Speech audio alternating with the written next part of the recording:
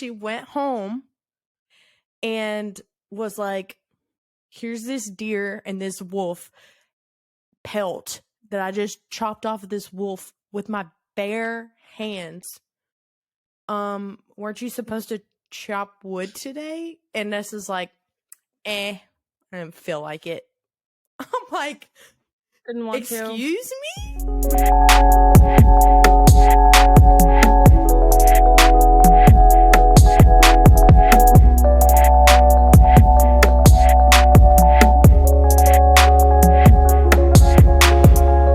Hey, what's up, everybody? I'm Christina. I'm Rayven. And we're literal trash. But not literally. We're here to talk to you guys about books. And man, we've got a good one this week, don't we? Yes, we do. So just a little disclaimer before we get started. These are our own opinions. There will be spoilers. So if you haven't read the book, please go read it. Please, please, please. It is so good too. And so let's get into what book we're going to talk about. Are you ready? I'm ready. A Court of Thorns and Roses by Sarah J. And I hope I'm pronouncing her last name right, but I think it's Moss. If I'm not pronouncing it right, don't come for me. But This is probably one of the best series I've ever read. And just so you know, we both have read these already. I've read it twice. This is my second time reading through. And this is the first time Rayven has read it. This is so funny because the whole reason that we're starting this podcast is because we bonded over this book and how her friends at work and I, we were all trying to get her to read it, and she finally read it. and I'm so glad that I did. It is so good. 10 out of 10 recommend. You've got to read it. Seriously, it's so good. The whole series is so good. It is super good. And so what we're going to do on this podcast is kind of rate books from like literal trash to literal treasure. And I think you can already assume what this one's going to be. It's 10 out of 10 recommend. But so let's get into it. The first thing that we're going to do is read the back of the book. So that way you guys don't have to, if you want to see what it's going to be about and not have to go read it yourself, we'll read the back of the book for you, okay? Here we go. So, some of the names in here, you're like, I don't know how to pronounce them, so I've actually looked up some of the pronunciations, but I still may get them wrong. So just bear with me. Okay. This says, when 19-year-old huntress Farah kills a wolf in the woods, a terrifying creature arrives to demand retribution. Dragged to a treacherous magical land she knows about only from legends, Farah discovers that her captor is not truly a beast, but one of the lethal, immortal fairies who once ruled her world. At least, he's not a beast all the time. As she adapts to her new home, her feelings for the fairy, Tamlin, transform from icy hostility into fiery passion that burns through every lie she's ever been told about the beautiful, dangerous world of the Fae. But something is not right in the fairylands. An ancient, wicked shadow is growing, and Farah must find a way to stop it or doom Tamlin and his world forever. So let me ask you this question before we look at the map, because I know we want to look at the map of the land, right? So when you first hear that, Rayven, what do you think? When you first read the back of the book, what's the first thing that came into your head? I don't know. It's definitely like a fantasy book. So if you really like that fantasy vibe, which I definitely do, always kind of been into that since I've been reading. Mm-hmm. So it just seemed like a really world building book, which is always really interesting to me. So I was excited. So did you have any specific things that you were thinking about as far as fairy tales? Did any fairy tale yeah. mind? Yeah, it's definitely Beauty and the Beast-esque, because, he's this, like, dark fairy that is also a beast that, she doesn't like, and she kinda gets taken away with him to live with him in a pretty little castle, so very Beauty and the Beast-esque, similarities there. Yeah, so that was like the first thing that popped into my head. I was like, okay, this is Beauty and the Beast. So that kind of made me a little apprehensive to start reading it at the beginning when one of my friends recommended it to me, because I Oh, was like, do I want to hear the same story? Is this going to be like, you know how they do like Cinderella stories and they do like different takes on Cinderella story? And it's like, there's like 15 Cinderella story movies and they're all like yeah, different takes, but they're the same exact thing over and over and over exactly. again. I didn't Yeah. want to be disappointed. I was just scared to be Yeah, disappointed. I totally get that. Yeah, but I definitely think it's different enough to, like, it's fine. Like, it didn't bother me at all. It wasn't even Yeah, I think it's fine. There's definitely a lot of similarities. The underlying plot line is really the same. She's supposed to fall in love with this being who's a beast, quote unquote. Right. And and we'll see what happens. Okay. So now that we've kind of gone over, like, I guess you'd call it like the synopsis. So after we've gone over that, let's kind of like go over the map a little bit. So in this book, you see all my tabs because I was gonna go through and be like, okay, let me show you an example, but there's so much good stuff, and some of it is actually spoilers for the next book. So I can't go over that. But I will provide examples when we go over the whole series because I believe we're gonna do kind of like a wrap up episode for all of them. Yeah, recap. Um Yeah. yeah. So I will do that. But let's look at this map. First, actually, I would like to look at the acknowledgement because this is amazing. So, this will kind of tie in together if you've read the book. It says, "For Josh, because you would go under the mountain for me. I love you," which is so freaking daggum sweet. Like, man. That is sweet. Okay. Sorry, I really needed. That really is need, love right there. I really needed to express how much I loved that. If you're just listening on the podcast, obviously you're not going to be able to see the map, but we will try to explain it as best as we can. So, this is what the map looks like. And Prithian is like the fairy area, right? So there's like this big freaking dividing wall between the fairy world where Tamlin lives and the mortal lands where Feyre is at. So basically, at the top of the Prithian map, you have the Night Court, then you have Day Court, Dawn Court, Under the Mountain, Winter Court, and then Summer and Autumn Court are right next to each other, kind of like this, but they're in the next tier. And then you have Spring Court underneath that, and then the wall dividing Farah's village from the Spring Court. And then Highburn is way off to the left when you're looking at the map. But Yes. we'll worry about Highburn later. Yeah, not right now. Yeah. Anyways, so how this is going to work is I'm going to ask kind of like interviewing questions and we're both going to just talk about it and go from there. So, first question had to do with Beauty and the Beast, and we already kind of covered that. So, let's talk about my favorite topic, and I say this sarcastically. What do you think of Farrah's family and how they didn't really adapt to their new station very well? I think they're trash. Her family is Literal, trash. like literal Her dad and trash. sisters did absolutely literally trash. They did absolutely nothing to help poor little Feyre do anything. Her dad was a bum who didn't hunt or do anything. Her sisters did not do anything.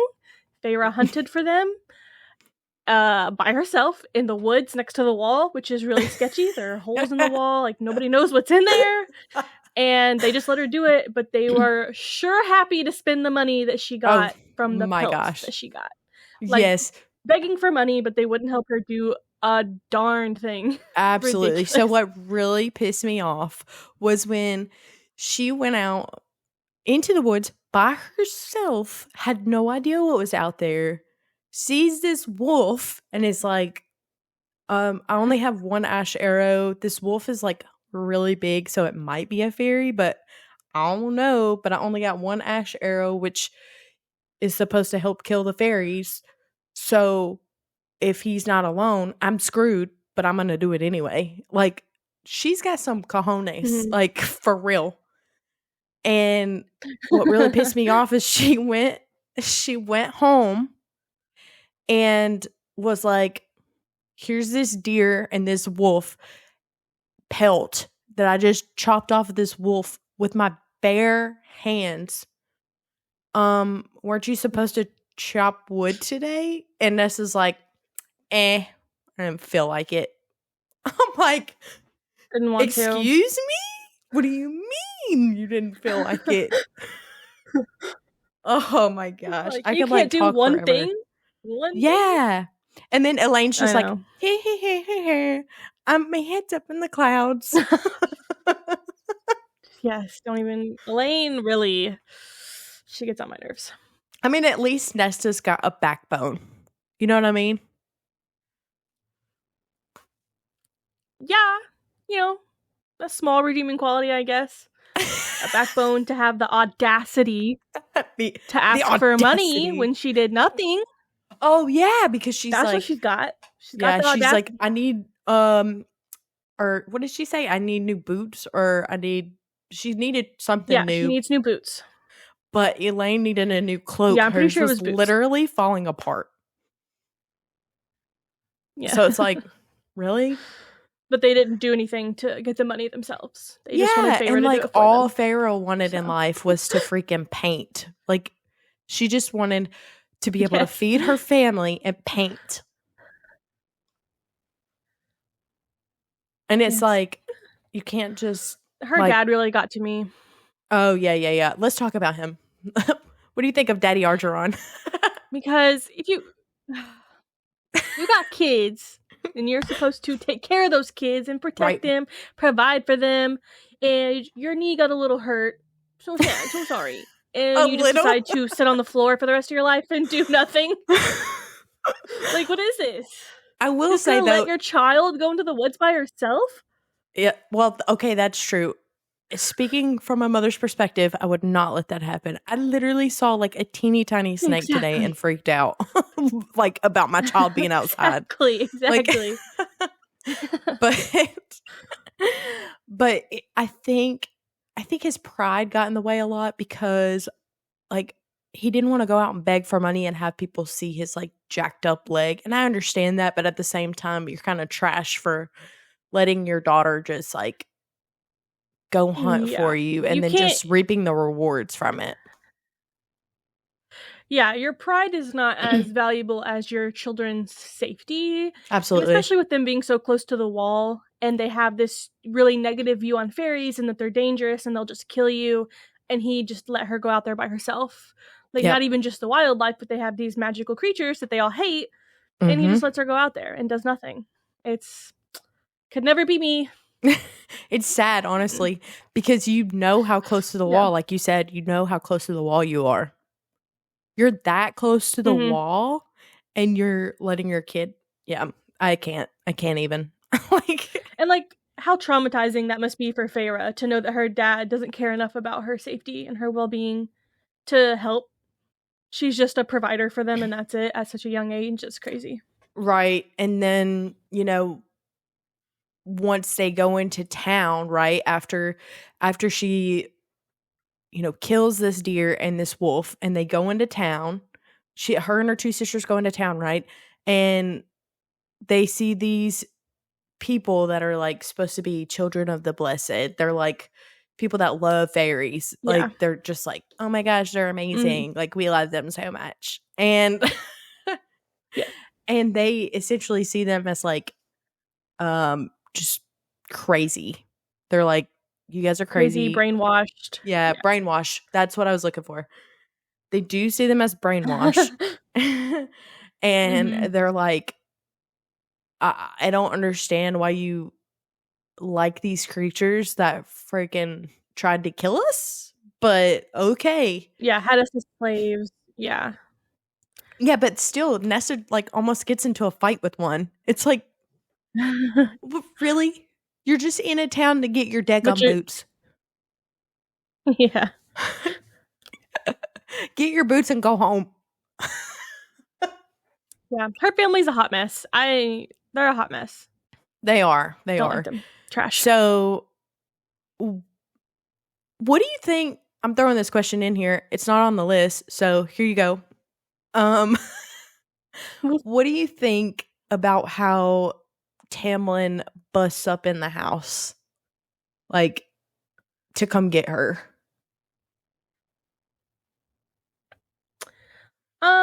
I don't know. I mean, from their point of view, because they don't know, the treaty well enough, and he's saying that, she killed a fairy, so it's part of the treaty that he gets to kill her, or she can go with him.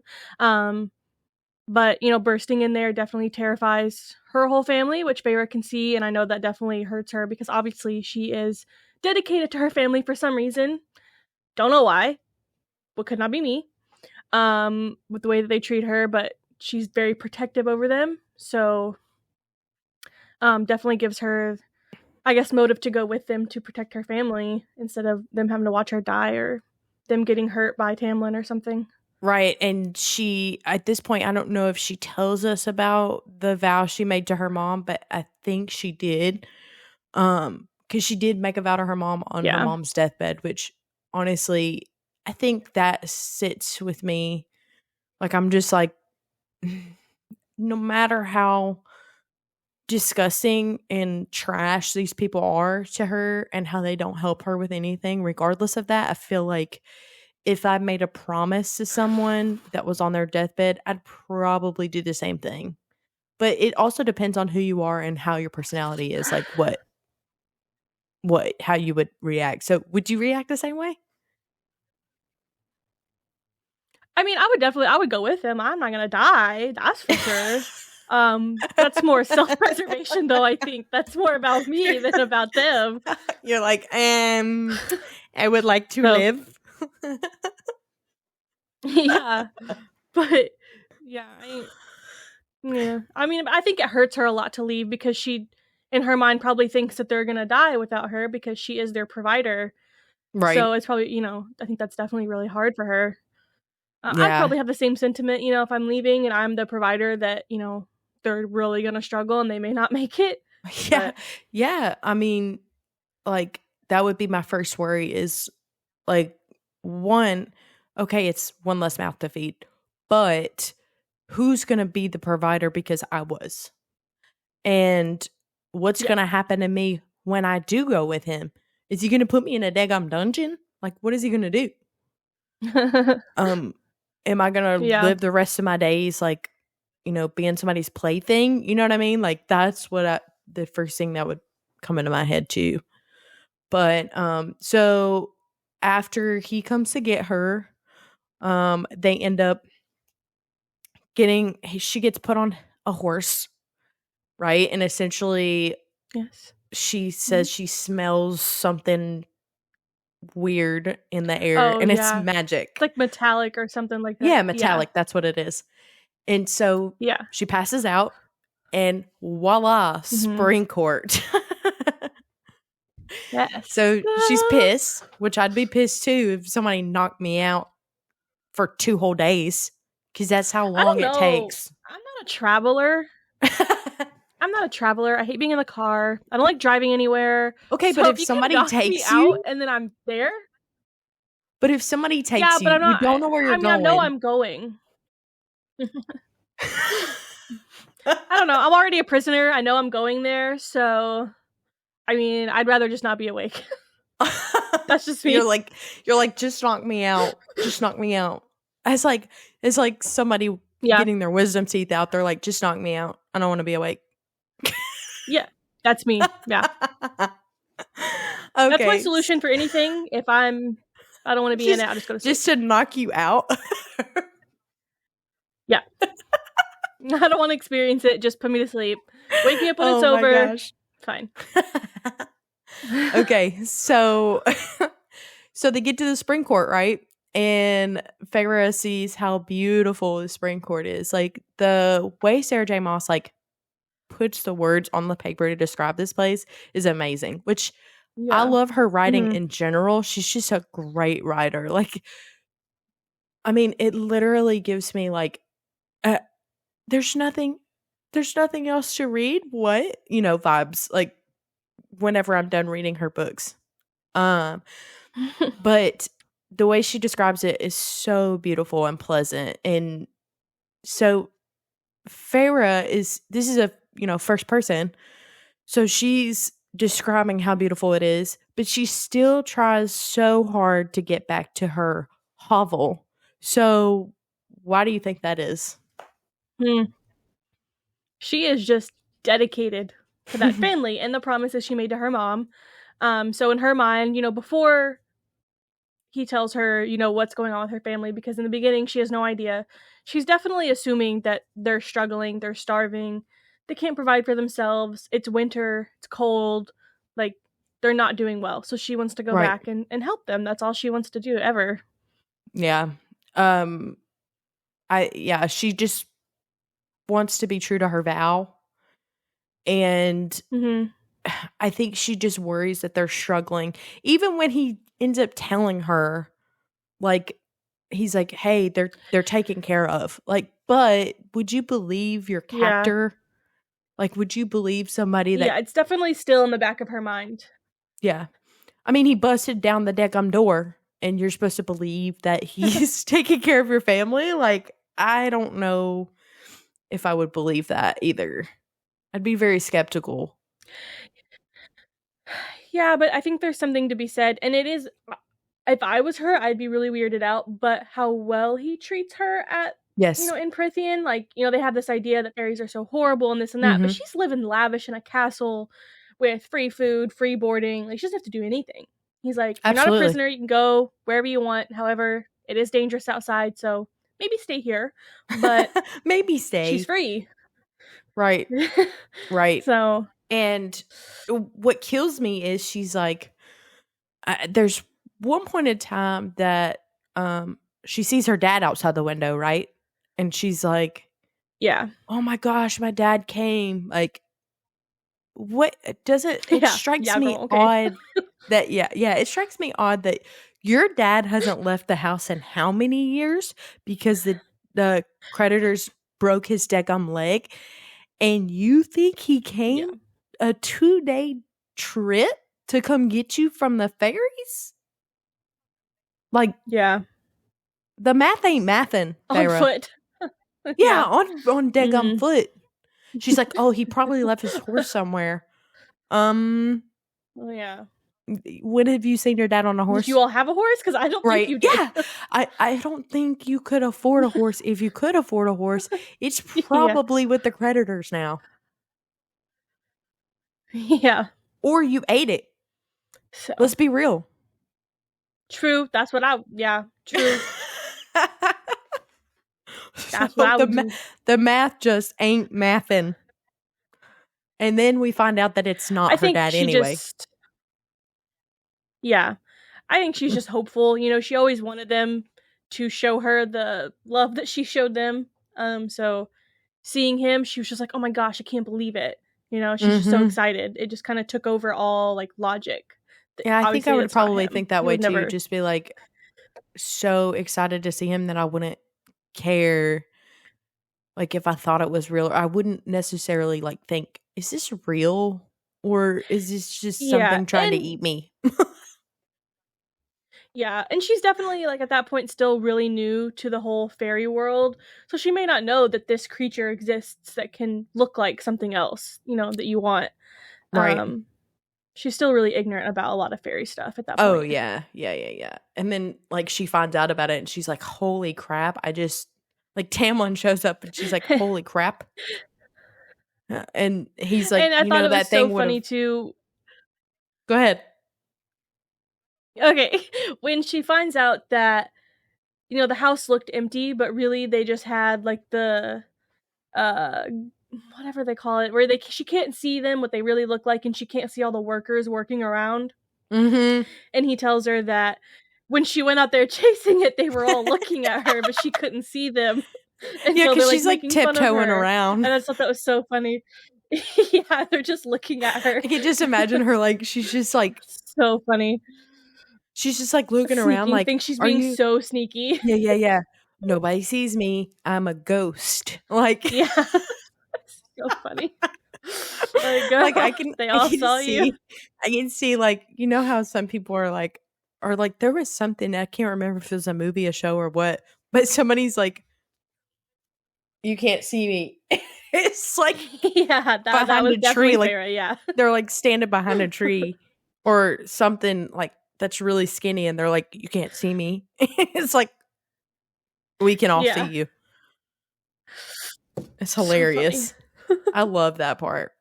So, alright. Mhm. Then we meet somebody. I don't know if we meet him before or after that, but we meet somebody that, is missing an eye. I mean, it's replaced with another Mm, eye, but, he's got red hair, a metal one, yes. and, he's got a scar Mhm. on his face, and he just happens to be Raven's mate. Oh. Oh, true. If you follow us on TikTok, you would see that I did a little filter, and he is apparently my mate. He's the one I picked. Best, out of 3, he was the best one. I got Ianthe, who we haven't met yet, Lucian, and Daddy Archeron, and it certainly is not gonna be Daddy Archeron, The lesser of the 3 and you evils will is find out definitely later. Lucian. Yes. You will find out later why it's not gonna be Ianthe either. Trash. Yeah, That's all I'll say. Ianthe is horrible. But anyway, but,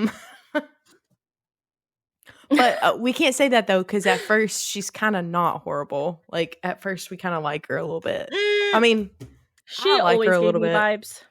Well, that's something to talk about. So if you wanna hear about Ianthe, come back for the next episode, but we're Yes, not yes, done yet. yes. Um, Yes, we are. Nope. so, Don't alright. leave. Don't leave. We're still here. So, okay.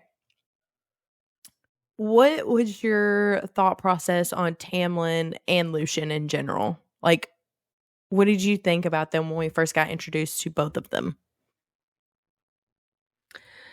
Tamlin, at the very beginning, definitely. I mean, I know he bursts in there like a beast, but he kind of presents himself like a savior. He's like, technically, I could kill you. Like, that's in the treaty. I'm allowed to kill you, but I'll let you come to Prithian and live with me. And then she gets there and she's living lavish. So he kind of is like a nice guy, but also kind of standoffish. And, she knows that he's a fairy and he's like this beast. And then Lucian definitely is kind of a douche at first. um, that's not the only way I know how to describe him. He's No, like but that's kind of for rude real. to her and Yeah. yeah, just like making these like snide comments to her all the time. And it's just kind of Tamlin's right hand man. Yeah. Yeah. Yeah, at first I wasn't sure how I thought about it. Of course, well, not of course, but I have a soft spot for redheads. Except for Hmm, Amarantha. But that's so coming later. yeah, so I kind of had mixed feelings about him. Like, I kind of felt like he was that kid in school who, like, kind of made fun of you, but also wanted to be your friend at the Mm, same time. yeah, I see I don't that. know. He gave me that kind of vibe. I don't know. But Yeah, he made me mad when he sent Feyre off to get the seer, or what are those called? the surreal. The ones that tell the truth. Suriel, yes. When he sent her to get the Suriel and made it seem like it wasn't that big of a deal, and then was like, if you need help, just yell for me and I'll come. First of all, it was scary. It was scary. So she was like pissed, as I would be. And then she calls for help and nobody's there. He doesn't come. Yeah, he nothing. says, "Oh, just scream and I'll come help you." And she screams and he's like, Yeah. "Should I go get her?" Yeah, and he even says, "I heard you scream, but I hesitated." And I'm like, "Hello?" You hesitated. Hello? Rude. She's like, "Can you hear me now?" And he's like, "Nope." Yeah, she's like killing all these Naga or whatever, these horrifying creatures. Oh my gosh, are those things attacking her. scared the crap out of me. Like the surreal, like yes, is scary, but the Naga scared the absolute crap out of me. Yeah, Especially because they were like, "We're gonna have Sarah, fun playing with you." yeah, she did a really good job of like describing them and making them like horrifying and like creepy for sure. Yeah, those things gave me the heebie-jeebies for sure. Yeah. So after all that funny business with with the Naga and everything, she actually ends up like Feyre actually ends up having feelings for Tamlin. But I think it develops after seeing how he was with the fairy that wasn't a part of his court. That was one part that kind of, because the fairy's wings got ripped off and he took him in, and it's like, I think she saw how like kind he was to him, and it was like not just her that he was being kind to, but that he was being kind to this other fairy that wasn't even from his court. And he said the little prayer that they say before one of the fairy dies, and I think that's when she started having feelings for him. I think she always thought he was hot. Except for the mask, obviously. Yeah. Because, they're spelled to have these masks on. Which is something that we haven't brought up, and I've been... Yeah. Yes, we haven't talked about that yet, and I've been thinking about it in the back of my head, like, how can you bring this up? Because that's really important. Because I forget about it. Reading the book, I forgot about it constantly until they would bring it up. Yeah. That they have these, like, masquerade masks on that are, like, animals. So you can only see really fully from, like, the mouth down. Oh, yeah. But she still describes him as being, like, ethereal because he is a fae. Yeah. But I agree that his caring for others and the way that he wanted to protect his court from this blight that was taking over. Yeah. She also cared for her family in that way. So seeing him that way, and he was also taking care of her, which nobody had really done for a long time. I think that was definitely a draw for her to him. Yeah. I mean, so you think him caring for her like changed her mind? Because at first she was like, she like couldn't stand him, and like even though she can see his face because of the mask, her mind changes. And do you think like that was part of it? I definitely think so. Like, no matter what anybody says, I think it's probably hard for like to change, to go from being the sole provider for 3 people, and then to being taken care of. It's definitely a huge change.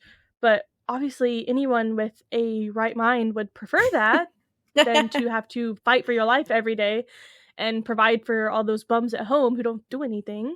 Right. So I think him caring for her and showing her affection when her family did not definitely would be a pull for her. Yeah. Yeah. I agree. So after she starts having these feelings for him, we get into the great rite, right? Yes. So the great rite rituals. Basically Tamlin gets to be a little manho. But it's for a purpose, right? They have it. It's not like he's just like going out doing this just to have fun. Like this is to make sure that the magic is spread throughout the land, basically. So, excuse Yes. me. You know. Oh, goodness. Frog in my throat. So he tells Tamlin and Lucian both warn Feyre. They're like, look, do not go to the Great Right. Stay in your room, lock the doors, set up your little traps because we know she likes to make little traps. Set up Yes. your trap. Yes. Do not come out no matter what.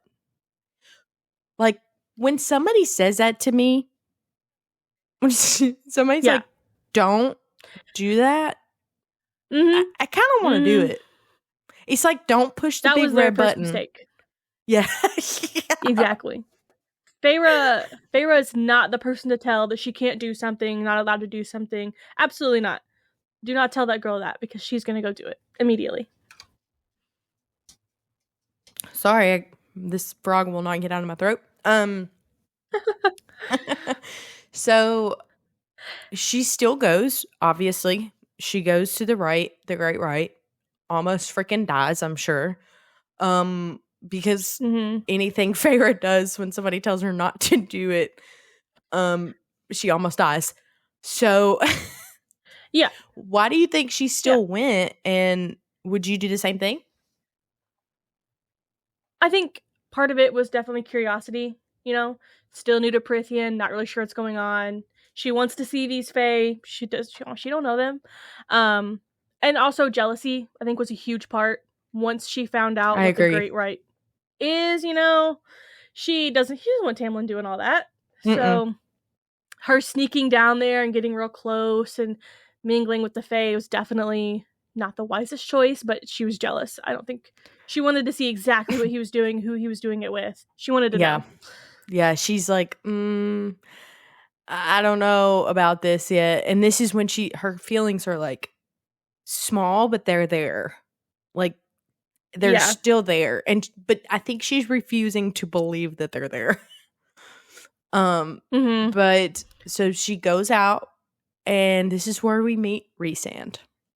So first of all, I just would like you to know, regardless of what happened later on this book, when she first describes Rhysand, she says he's the most beautiful thing she's ever seen.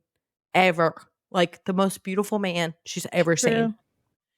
And I just want you to know that I was obsessed with him the first time she mentioned him. Like, I just thought he was. And who doesn't love a little bit of danger? Yeah, that's definitely in any book, movie, TV show, whatever. The bad boy's always my go-to. You get into like the Vampire Diaries. Damon is yes, my go-to man from the very beginning. I love him. Even before his like redemption arc, like he was my favorite. And even though he's out murdering people, I don't care. Okay. Yeah, I didn't either. He's my favorite. I feel like that's a toxic trait. Like yes.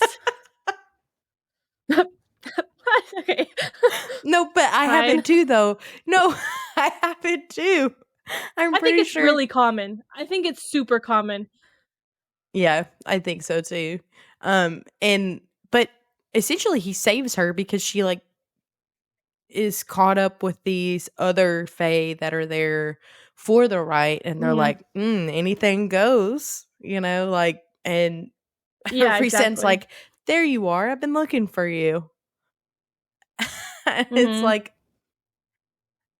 really? You've been actually, you probably have been looking for her now that I think about it, because Amarantha wants you to look for her. Yes. Get into that. I wasn't going to say anything else. No more spoilers about the other books. But I just think because Amarantha was wanting to make sure that Tamlin didn't break this curse or whatever. That's the rules. Like why he would be looking for her. But yeah. Anyways, so let's get into Feyre goes back home eventually, right? Because Tamlin realizes that he loves her. and he tells her he loves her, and he gives her multiple chances to say it back. So then she goes back home because he sends her home. He's like, this is not safe for you. Everybody around Tamlin's like, yo, give her a few more days because she'll say it back. We promise. But they can't say anything because the curse doesn't allow them to, right? So she goes back home. And what is different? At home? Mm-hmm. Everything? Exactly. Exactly. They have a house. They have a manor. This is not a trick question. They are thriving. They are really thriving. The dad is being a dad again, doing things, providing for their family as he should. And Elaine's happy in her little garden, living her best life. And Nesta's still a bitch, but it's okay. That's just Nesta. But she's just, protecting Elaine, hating her dad still. Just being Nesta, doing Nesta things. And I think essentially they thought it's that a little unsettling. It is unsettling to you?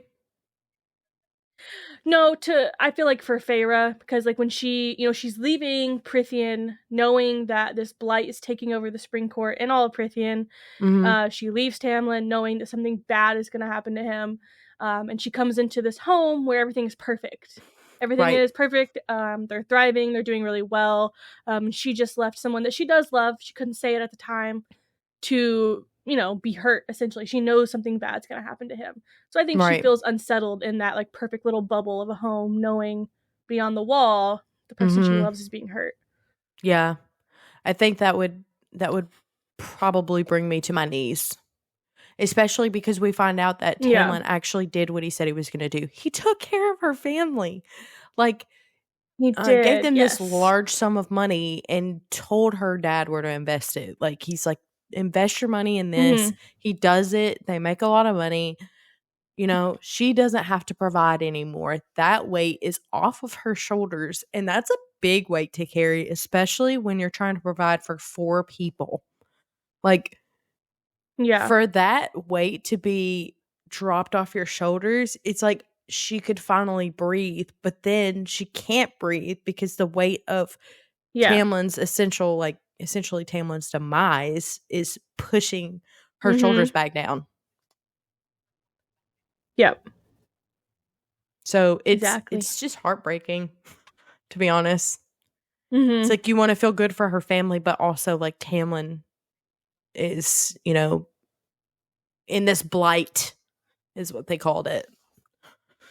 So, and she knew it was getting worse, and she's like, didn't know what to do to help. Yeah, which to like kind of explain the curse, because we haven't like said it in like full. The curse was that they couldn't take these masks off, first of all, which is weird. And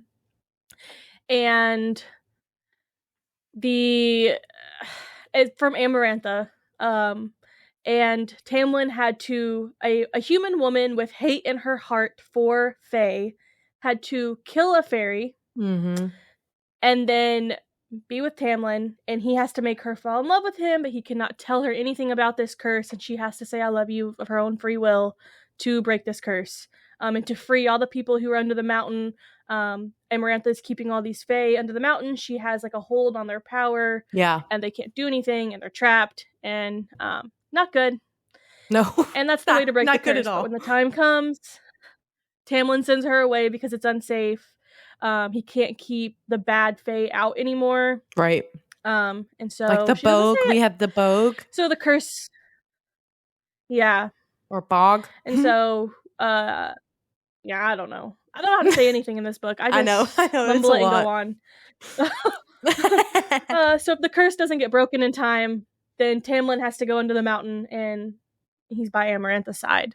And he's just trapped down there. Which, forever. Okay, basically Amarantha just is obsessed with Tamlin. Like, she's like, he's so freaking hot. Like, I want to have his babies. And he's like, I don't like you like that. Like, friend zones her so hard.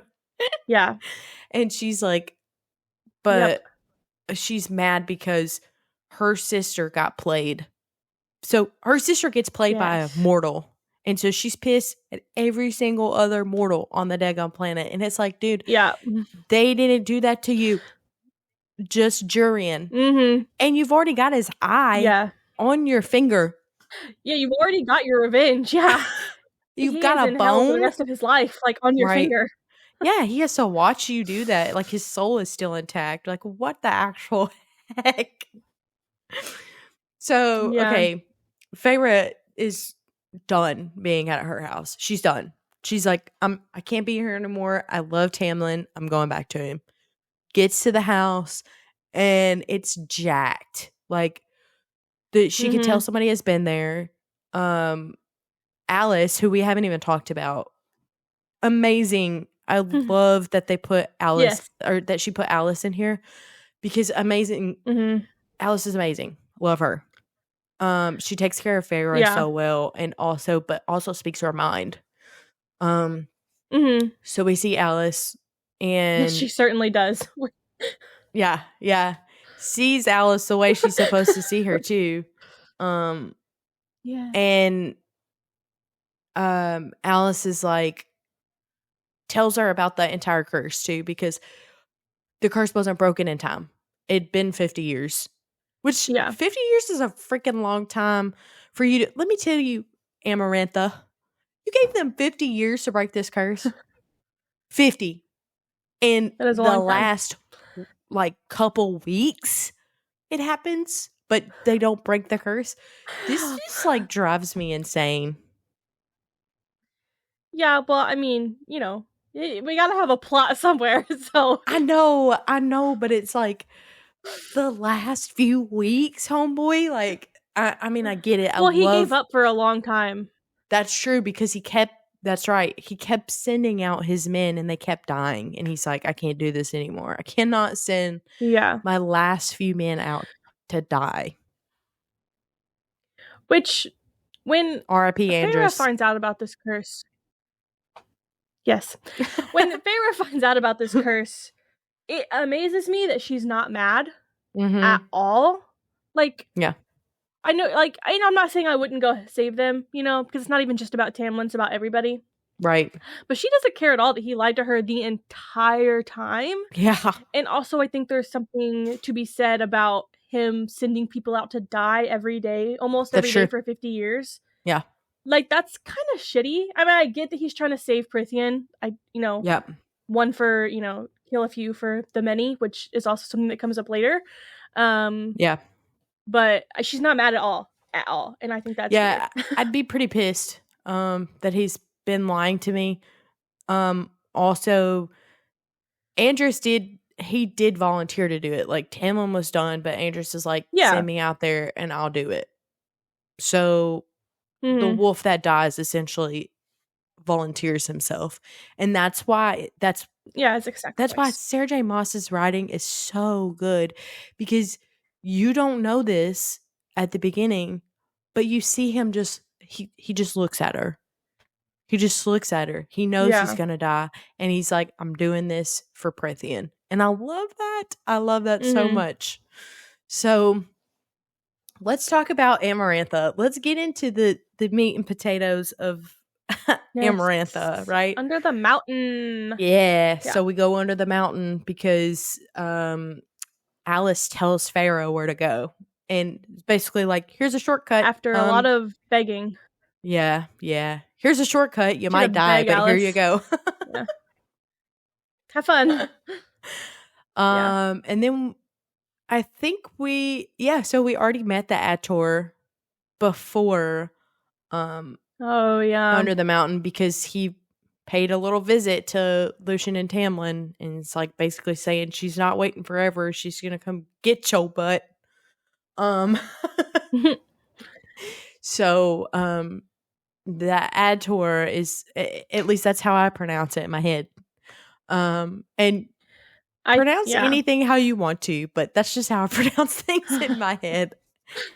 So the ACOTAR is there and grabs her up and takes her to Amarantha, and by the way, we failed to mention that Rhysand also paid Lucian and Tamlin a visit. And yes, and yeah, and that's very important too, because we find out that Rhys can get inside people's heads. And he asks Feyre what her name is, and she gives him a girl from her village's name. And you're like, excuse me? And then you find out he can get inside her mind, but he still tells Amarantha the wrong name. So that was the first fishy thing. I was like, oh, what? So that, I mean, yeah. Man. And what happens to that girl haunts Feyre for a very, very, very, very long time. I mean, wouldn't it haunt you? Forever. I feel like it'd haunt me too. Like, yeah, I mean, yeah, it sucks. If she could have just made up like a fake name, that would have been a lot better. yeah. But she didn't know that was going to happen. Obviously, you know, you try to tell her it's not her fault, even though it kind of is, but that's okay. Yeah, and I feel like even if people told me that, I'd still kind of like be like, you guys are just full of crap. They're just trying to make you feel better. Yeah. So she, essentially kills this girl because she gives the wrong name. And her whole family. Oh yeah, her whole family, go up in flames. They just killed her whole family. And then her body went missing because she Amarantha wanted to torture her. Yeah. Under the mountain. Yeah. Yeah. So and Amarantha it's hanging likes to play under the games. mountain. It's still there. Feyre sees it. Yeah. Yeah. It's disgusting the way it's described, and I would probably throw up so much after seeing that. Yeah. But again, Sarah J. Maas's detail is amazing. Like, you feel like you're there. So, yeah. Essentially, Amarantha likes to play freaking games. Okay. She thinks it's funny. She thinks nobody's better than her. Which she finds out the hard way that there are people that are better than her. The only reason that she even tricked them into this curse is because it was just a trick. You tricked them. You played mind games and you were able to get them that way. Oh, come to my party, drink my wine. Haha, mask. Yeah, like, forever. What? Like, yeah, okay, I'll give you props for coming up with the idea, but like, lame. If you can't beat somebody the good old fashioned way, you know what I mean? You gotta play mind games because you know that Tamlin and Rhys are stronger than you. And all the other High Lords for that matter. Like, there's a bunch of them. For sure. So, all right. The trials, because Amarantha decides that she wants to have these trials, and if Feyre completes the trials, or she solves this riddle, this stupid freaking riddle. Then, do you have, what is the riddle? I don't remember it. I can find it. But do you want to explain? Well, you keep talking. Okay. Oh, all right. That's okay. I'll explain a little bit more. So basically, what Amarantha says is like, hey, we're gonna do 3 trials. Every time a full moon comes up, this is what we're gonna do is one of these trials. I decided what they are. If you can pass them, then I'll release them from the curse. But if you solve this riddle, you will immediately be released from the curse. And that's the key word. I have the riddle. Okay, go ahead. Yes. Okay. This is the riddle that Amarantha gave her. There are those who seek me a lifetime, but never we meet, and those I kiss, but who trample me beneath ungrateful feet. At times I seem to favor the clever and the fair, but I bless all those who are brave enough to dare. By large, my ministrations are soft-handed and sweet, but scorned, I become a difficult beast to defeat. For each of my strikes lands a powerful blow. When I kill, I do it slow. Yeah, That's her riddle. That's. I mean, when you find out the answer, you're like, oh. But it's something that she couldn't say twice and almost cost everybody their lives. Right. It's like, okay, so from the beginning you couldn't say these words, so she's teasing you with a riddle. It's just Yep. Anyways, so let's talk about the trials, right? So the first one, I believe that's the Midgard worm. The Great Alaskan Bullworm. Yeah, yeah. That is exactly how I imagine this worm. Me too. Maybe with more teeth. And then, like, I imagine, like, this big, like, so this huge, giant, like, sinkhole. This is what I imagine. Juge. This huge, giant sinkhole that has, like, bones in it. And she's like, she falls in there, and then she's like, and just, like, sits them all around in a big old circle, and then another circle, and then another circle. Amazing. And then, like, uses them as a deadgum ladder to get up. Yeah. And then lures the deadgum thing into the thing, and it dies. But not after biting her first. Yeah. And that's what I want to get into. Right, and they had to run through this, like, big old mud maze. Oh, yeah. I forgot that was a part of it, too, but I just imagine her friggin' murdering this thing. Also, and then, I think it's really important to mention that Amarantha, the way these trials are set up, she only gets to do one a month. And throughout the rest of the time, she is stuck in a really creepy, dark, scary dungeon. And they give her stale bread. Like a mental game.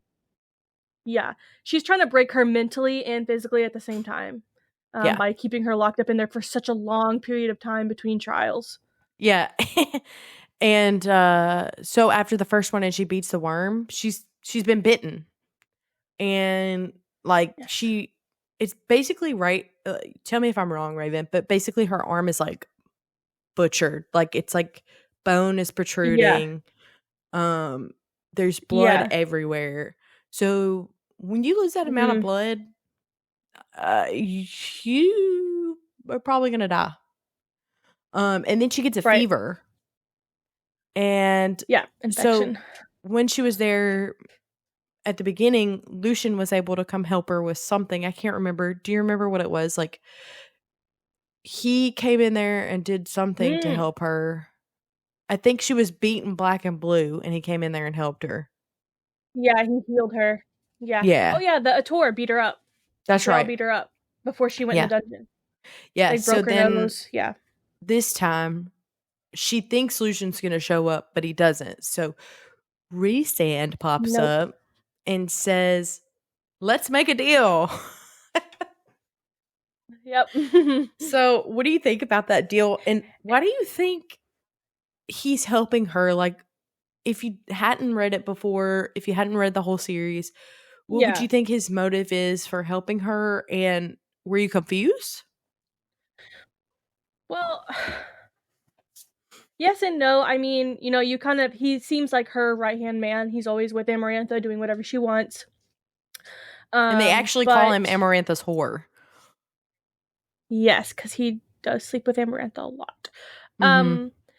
But you also have to think, I also, tried to think about the fact that, she took over all these courts. She took all of Prythian, and he is a high lord of a court also, and she has taken control over them. And I think that he was just so powerful and in a position that she wanted him at her side, and he is just doing, like, self-preservation. If I can be on her good side, maybe I can work things out and try to get out of here. Like, I can, he's in a position of higher power to try and help.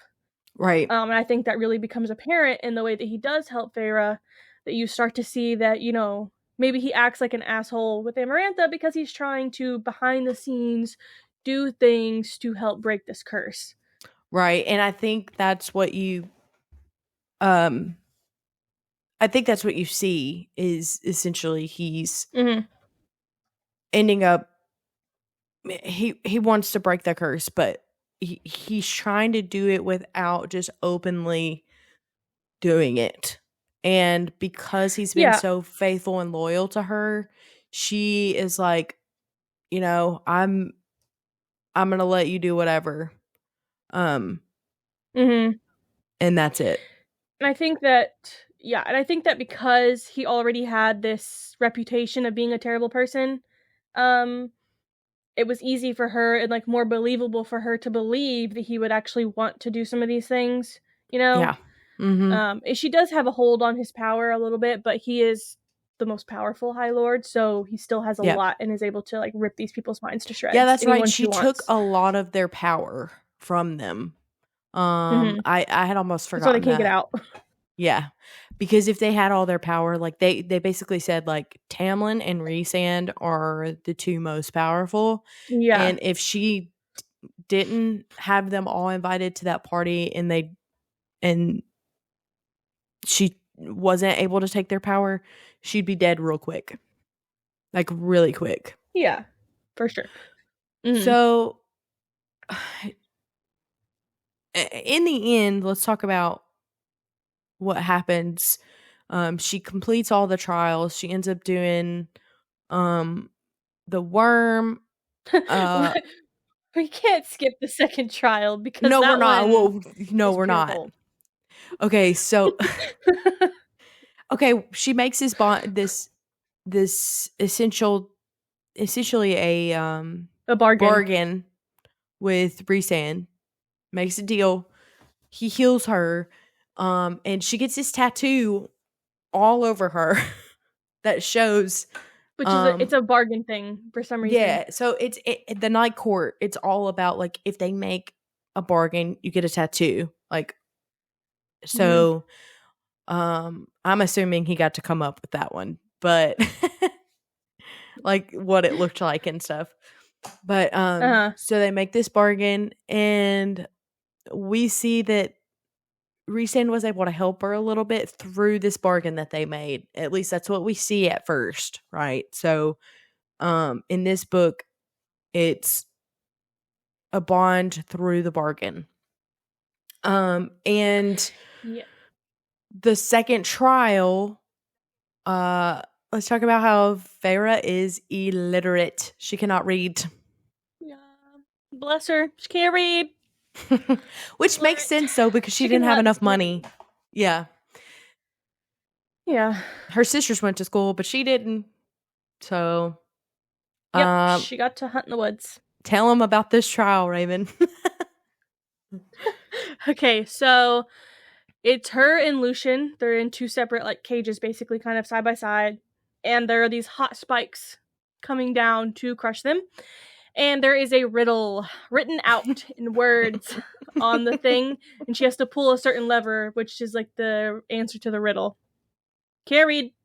So she is struggling, and Lucien is struggling over there. He's pissed. He's like, "Come on, you dumb bitch! Like, figure it out." She can't read. So thankfully, she has made this bargain with Rhysand, and there's like a bond between them. They can like communicate with each other, and he tells her the answer. Well, she basically tells her the answer. She's like going to reach for them. She's gonna pick one, and he's like, "No, not that one." And she goes for another one. "No, not that one." And she finally. So basically, he like burns her hand, like shocks her hand. Yeah. Yeah, he shocks her hand. She goes to reach for one, and he's like, that's how I imagine it is. Like she goes to reach for one, it's like, and she can't. Yeah. She can't touch it. So and I don't think we didn't mention the bargain, like what she has to give in return. Oh, we sure didn't. Every month for 1 week she has to go to the Night Court and do whatever Rhysand, whatever he wants her to do, I guess. She just has to be with him for a week out of every month. That's at first it started off like, I think he said 3 weeks or 2 weeks, and then she said like 5 days, and he's like, a week. Yeah, she did not want to make this bargain. She didn't want him to heal her, really. She was really hoping Lucian would show up, because she definitely has a really negative view of Rhysand at this point, with Yeah. him being Amarantha's little bitch. Yeah, but I guess I guess if they've read this book, which we really hope you read the book and don't just listen to this, because one, it supports Sarah J. Maas and we love her, and two, um, it's just better. Just read the book. We're not here to tell you the entire thing. Go read it. It's so good. Plus, Yeah. I believe there's gonna be a TV show about it, so it's gonna be really good. Yes. But always support the author. Please don't just listen to what we're saying. Please read the book. Anyway, Yeah, the book, we're not giving the book any justice. Like, seriously, the book is so good. it's so good. And there's a lot more detail that we're probably leaving out. But so Yeah, we for get sure. to what's the third trial? I think it okay, yeah. The third trial is the one that she definitely struggles with the most. Personally, I'm a firm believer in, like, if I have to kill 3 people to save, like, thousands and thousands of people, I'm gonna do it, you know? I agree. That's fine. I agree. But anyway, the trial is there are 3 fairies, fae, that she has to kill, and that's the last trial. And then if she kills all 3 of them, then the curse will be broken. And so they remove the bags off their head, and she has to take a dagger, stab him in the heart. And she really, really struggles with it. One of them's like begging for their life, which to me is kind of shady, because you would rather be under the mountain and have all of Prithian be under the mountain than just like right. die. I'd rather, like, Yeah, that kind of didn't sit selfish. with me well. Yeah, that didn't sit with me well either. I think the second person is the one that I would act like the most. Like, because yes, they had sadness in their eyes, but they were ready. They looked at her and they were like Yeah. praying the prayer. They were ready. They were like, if I have to do this for Prithian, then I'm doing it. And that's exactly how I would be. Mm-hmm. Yeah. And who was the third person? Little Tammy Tam. Tam Tam. Good old Tam Tam. Because at first she sees Tamlin up there with Amarantha and she's like, okay, cool. It's not him. But then we see that it was a glamour. Mm-hmm. It was the ACOTAR. Mm-hmm. Yeah, so she is kind of hesitant at first because she's like, obviously I don't want to stab him in the heart. I love him. And Amarantha sees that. And little does she know, though, that they did kind of talk about why Amarantha, I mean, she wouldn't just let Feyre kill him. Like, she likes Tamlin. She wants Tamlin. She's obsessed with him. Yeah. So why would she just send him to the slaughter? So Feyre kind of like thinks on it for a second, and then she's like, you know what? I actually heard Lucian and Tamlin speaking loud enough for me to hear that Tamlin has a heart of stone. Right. So she's like, okay, here we go. Plunges it. Clink. Hits the heart of stone. Can't be killed that way. No. Yep. But what does Amarantha do? And then what happens? Amarantha's Amarantha's bad word. She just says, "Oh, good job. Good job." But I didn't say you could leave immediately if you did all the 3 trials. Yeah. I say you could leave immediately if you figured out the riddle. So, haha, joke's on you. Everybody's staying here. Yup. So, so crazy. I was like, oh, you gotta be kidding me. I was so pissed. I was like, you skank. You literally just did this to my homegirl like that. My eye started twitching. Like, I was like, But So, basically, like, Rhys tries to stab Amarantha. Amarantha beats the living crap out of Farah. Tamlin is a little Yeah. and just begs instead of doing what Rhysand did and like going to stab Amarantha or like try to kill her. He begs. He begs just like Mhm. he did when Rhys showed up. Instead of like Mhm. instead of taking action and doing something about it, he sits back and tries to use his words. Sometimes that's the right course of action. But in this Not enough. case, absolutely not. Yeah. Absolutely not. You could have fought for her. She fought for you with 3 For daggum months. trials. Yes. 3 trials. She went home, she came back, she tried to find you, she got there, she did these 3 trials, she almost died in the process of everything she's done for you, and all you can do is get on your knees and beg like a little wimp? Yeah. I just that didn't Mm. I couldn't. I couldn't. Well, the whole time, that she was there while he was there, he wouldn't even look at her. Like, he did Oh, yeah. nothing. They made out It once in a closet. He didn't Yeah. try to leave or strategize or do anything. No, He just sat there and he didn't just do wanted to have anything. sex with her, basically. Like, he's just like, Yeah. And I just don't understand because, like, Amarantha already knows that Tamlin loves Feyre and knows that Feyre loves Tamlin. So what does it matter if he shows any kind of, like, affection or acknowledgement of her existence? He just doesn't do anything. I think Like, they how is that motivating for explained her? well, I think they explained it as, she's trying to break him, and if she saw that he showed any emotion towards her, then she would do it even more than she was already doing. So he was trying to keep her from doing that. But I do agree with you. I think I still would have been like showing affection and everything. I just Just couldn't. something to, like, Yeah. keep her, like, motivated because she's going through hell for these 3 months and he, like, won't even look at her. Yeah, and he didn't do anything to motivate her. But Reese did. He played music. Yeah. Do you remember that? He played music for her. Yeah, that's so sweet. I Yeah. know. I loved it. I Yeah. love that. Yeah. Okay. That So was a really good moment for her. yeah. So let's wrap this all up together, right? So we essentially thought we were gonna do about an hour. So I think hour and 15, hour and 30 is what we're gonna look forward to like in the future.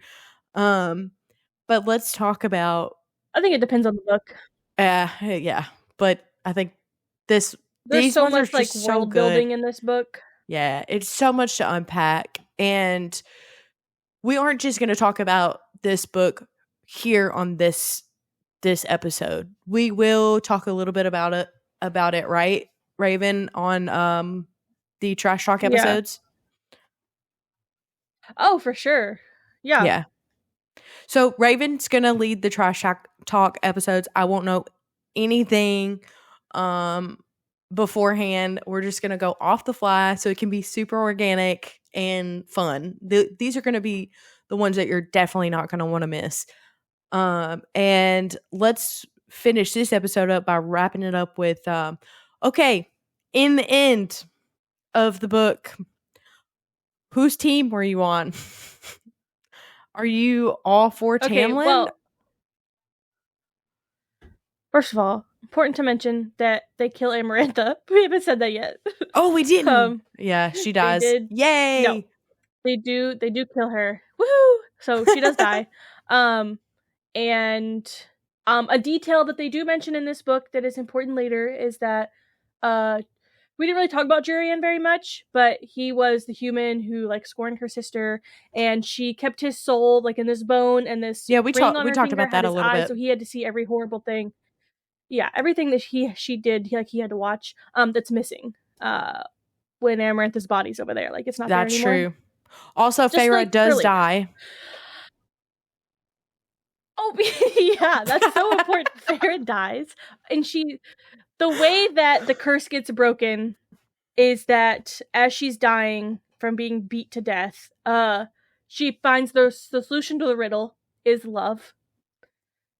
No, what do you know? It's Wah, love. wah. So the curse is broken. Tamlin absolutely like shreds into her. She's dead. He loses his Curse crap. over. But she's dead. So he does. But Feyre's dead. So they all the like high fae, the high lords or whatever of each court come over and drop this like little gold thing on her. Mm-hmm. And it brings her back to life. But she's not a She is human anymore. immortal. She is a high fae. Yeah. The story Yeah. goes She's high fae. on. I think that was one of my favorite plot twists. Which like yeah, I mean it definitely like now like I knew she wasn't gonna die because as someone who's reading it years later, there are 5 books. Right. I knew she wasn't gonna die. I did not know she was gonna be fae. But that makes a lot of sense because otherwise she would be aging while Tamlin doesn't. So it makes sense that she's high fae now. I think it really helps the plot move on to be in all these other books. So Yeah. I was really happy, very excited for her. Yeah, Even though I know agree. she was like disoriented and like what the hell just happened to me, but yeah. Yeah. Yeah. You know, I couldn't believe she figured it out at the last second. And as Typical. as she was dying, Tamlin's just crying over her body, and Rhys is actually the one that does something about it. So, right.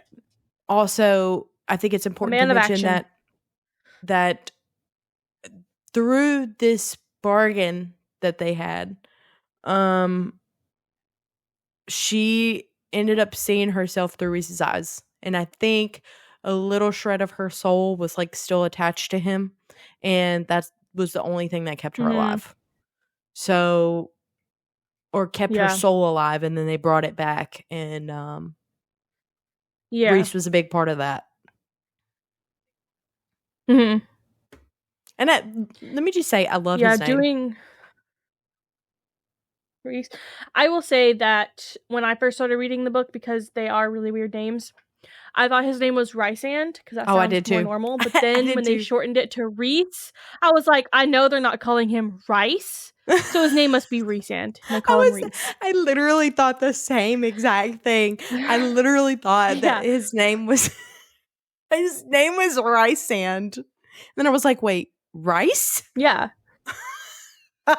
Yeah, they're calling him Rice? Yeah, there's no way. Right. There's no way. Okay, so answer my question now. Whose team are you on? Okay, so she goes home with Tamlin. At this point, like Rhysand's motives are still very murky, you know? Yeah. We don't have like a definitive answer from him about what he's doing, like why he was doing the things that he did. Because we really didn't talk about it, but during those months that she was not doing the trials while she was locked in there, he would make her wear those like skimpy outfits and drink that fairy wine or whatever, and dance for him and like do all these weird things, which was, you know, all part of the facade for him. But it's still, we just don't have like a flat out like definition of like these are his motives, this is why he did what he did, you know, we don't know that yet. So he's just like really murky for me. Tamlin, so at the end of this book, still loves Tamlin. Right, yeah. So like, yeah, Feyre still loves Tamlin. So, you know, I'm at this point, I'm like, okay, I guess, you know, Tamlin's Team Tamlin, even though he did piss me off with his lack of action throughout the whole thing. Yeah. Feyre literally did everything, as she always does. Yeah. And he did nothing. I completely agree with you. I think at the end of this book, I was like, oh, they're back together. They're going to, you know, be together now. Yeah. So, woohoo. But I didn't know what was going to happen going forward. I knew that she was going to have to go spend time with him, with Rhys. But at this point, in the book, I thought maybe he was going to torture her. Like when she went to go stay with him. So this is where where I was at. Yeah, I could totally see that. You know, maybe he was just helping her only to get himself out, you know, he Yeah. didn't do it because he had any care for her at all. Like, everything he did was really for himself. Like, there's definitely that path that could have been taken for sure. So you just don't know. He's just kind of wishy-washy at this point. Yeah. And I mean, at times you're like, oh, he's a good guy. But then at times you're like, he sucks. He's so sucky. Like, he's Yeah. literal He's definitely a trash. douche. Like, yeah. Yeah, he's definitely kind of like a douche a lot of the time. So he's hard to like, but then he helps her so much. So you're like, maybe he is a good guy, but maybe it's all for himself. You just don't know. Yep. So that's the book. I mean, that's it. That's what we got for it so far. For the first book, it's a lot to unpack. It really is. But it's so good. Yeah. Again, I want to stress, please get the book. Read it. I personally loved reading this paperback so much. And I love the cover. The cover is amazing. They're So very aesthetically pleasing. Oh, absolutely. 100%. And so we're going to rate it here in a second, which we kind of already did, but we're going to officially rate it here in a second, but I want to read some of the reviews on the back. So we've got from USA Today, it says passionate, violent, sexy, and daring. That's accurate. Yeah, I think so that. too. I think so too. This is from, I believe I'm pronouncing it right, Carcass Reviews. And it says, hits the spot for fans of dark, lush, sexy fantasy, which I also agree with. Yeah, I agree with that. Yep. And then this is from Book List. So these are actually for the whole series, not just A Court of Thorns and Roses. So the first one was A Court of Thorns and Roses. The second one was A Court of Mist and Fury. And then the third one, this one. Yeah. So yeah, that definitely A Court of Mist and Fury. Yeah. Anyway. So good. Yeah. Yeah. Okay. Be sure to come back in a couple weeks. Yeah, it's so good. It hits the spot for fans of dark, lush, sexy fantasy.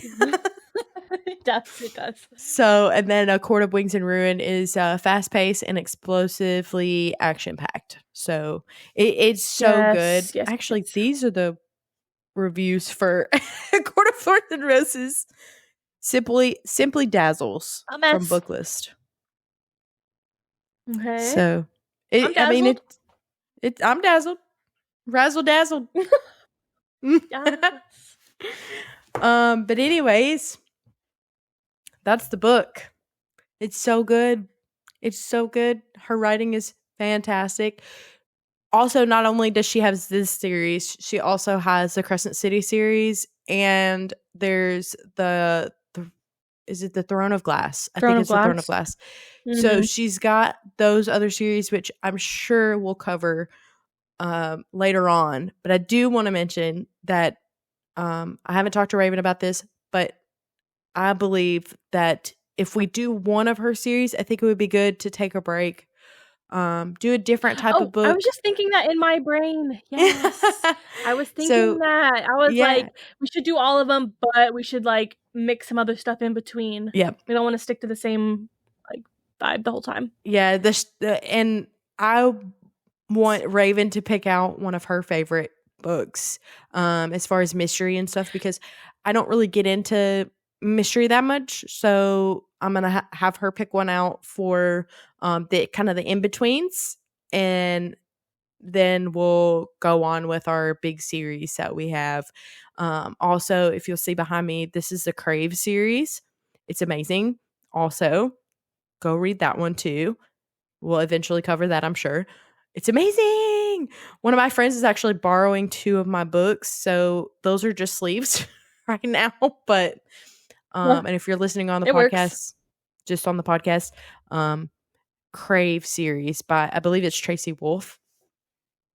Yeah, Tracy Wolf. It's good. I'm a huge fantasy nerd. But anyways, Rayven, let's rate this book. On a scale of 1 to 10, 1 being literal trash, 5 just literally okay, kind of the middle ground, and 10 being a literal treasure. What do you rate it? A 9. Ooh, we got a 9. Yes. Yeah, I think I have to agree with a 9 because I don't want to set the bar too high. Well, I just know that there is another book in this series that I do like better than the first one. Ooh. So you'll have to come back and listen to us again so you can hear which one's her favorite. All right. So join us next week for the episode that Raven's going to be Raven's going to be leading it. It's a trash talk. We'll talk about different topics. If you want to give like a rough overview, Raven, you can do that as well. Yeah, we're going to talk about just some like maybe some like general book related topics, not just for A Court of Thorns and Roses. And then some like overarching topics relating to that, and then also have some little activities planned that are related to ACOTAR that are going to be really fun. So you should definitely tune in, and it'll be really fun. Yeah. So it's that time. We will what was I gonna say? We were I don't know. We will talk trash with you soon. Yay. All right. See you next time.